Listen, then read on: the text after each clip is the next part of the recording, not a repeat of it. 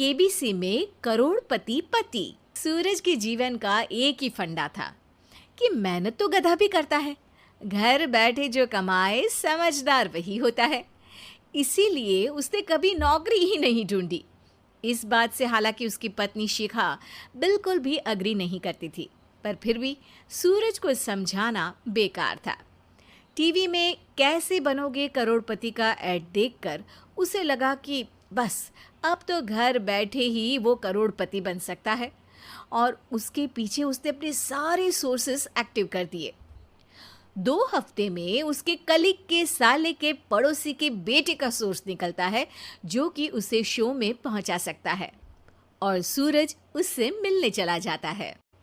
अच्छा, तो हमें मुकेश जी बता रहे थे कि आप हमें शो में पहुंचा सकते हैं। हाँ, उसमें कोई तकलीफ नहीं है। मैं कल अगर कोशिश करूँ तो इसी महीने में आपका नंबर आ जाएगा।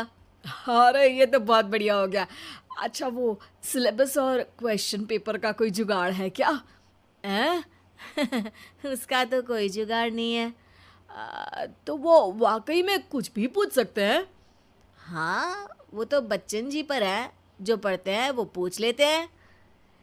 पहली कोशिश फेल होने पर अब सूरज के सामने एक बहुत बड़ा सवाल था कि आखिर जवाब कहाँ से लाए। तब शिखा ने एक सजेशन दिया, क्यों ना सूरज अपने चचेरे भाई सुमित से मदद मांगे, जो कि यूपीएससी की तैयारी कर रहा था। हालांकि इतनी मेहनत करना सूरज को समझ में नहीं आता था, पर कोई और रास्ता ना मिलने पर वो आखिर सुमित से बात करता है। अरे सुमित, हमारा कैसे बनोगे करोड़पति के लिए सिलेक्शन होने वाला है। तुम हमें थोड़े चिट बनाने में मदद करोगे क्या? अरे भैया, चिट बनाए तो सालों हो गए, उसमें हमारा एक्सपर्टीज नहीं है, बल्कि आप बोलो तो हम आपकी पढ़ने में ज़रूर मदद कर सकते हैं। हट, कैसी अनाप शराब बातें कर रहा है तू। सूरज ने सुमित को मना तो कर दिया था, पर तैयारी करने के सिवाय कोई चारा उसे दिख भी नहीं रहा था। खासकर जब 12 के पेपर लीक करने के एक्सपर्ट शुक्ला जो भी हाथ जोड़ लेते हैं।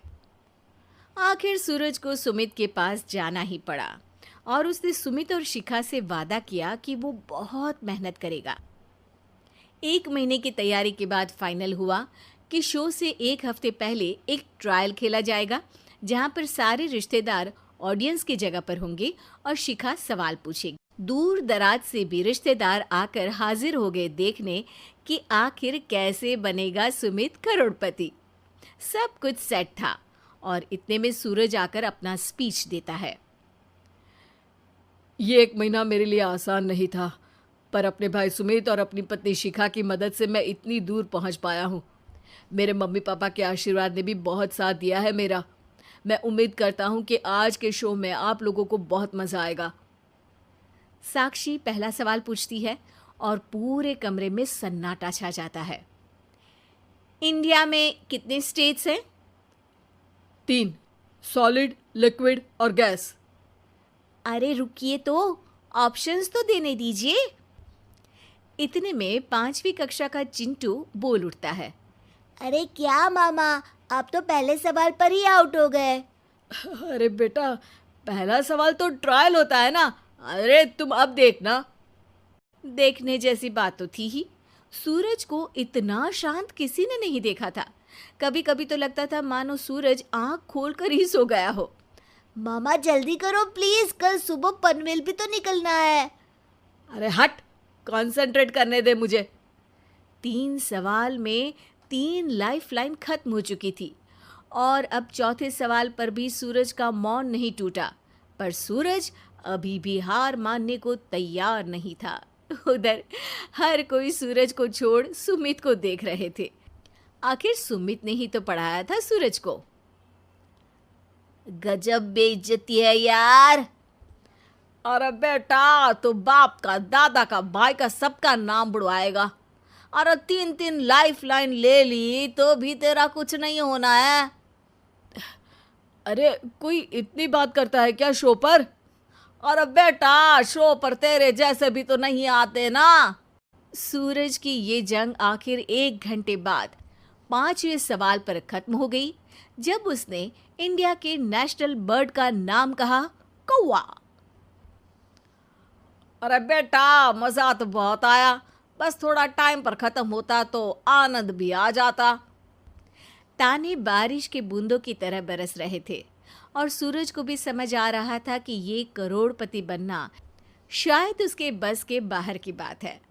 पर वो आखिर ये बात मान कैसे लेता? वो सख्त लौंडा जो ठहरा, उसने सोचा कि बेइज्जती तो हो ही चुकी है, पर अगर मैं हार नहीं मानूं तो शायद कुछ हो सकता है। शिखा, तुम देखना, असली शो में आग लगा दूंगा, आग। करोड़पति बनूंगा मैं। हाँ, सब्जियां खत्म हो गई है घर पे, ले आओ। पहले पति बन जाओ, फिर करोड़पति बनना। अरे गजब बेइज्जती है यार। बेटा, अभी तो घर पर ही हुई है, 1 हफ्ते में तो तुम देश के सामने करवा कर आओगे।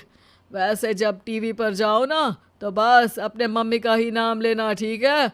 कोई पूछे तो बोलना कि पापा नहीं है मेरे।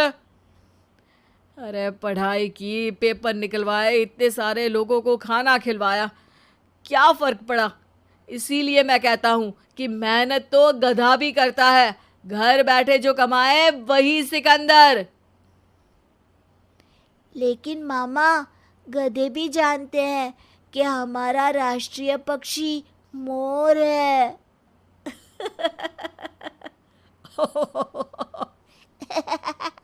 उम्मीद है कि आपको हमारी ये कहानी पसंद आई होगी।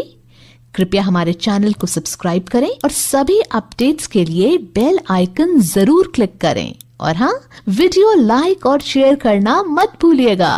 Bye bye.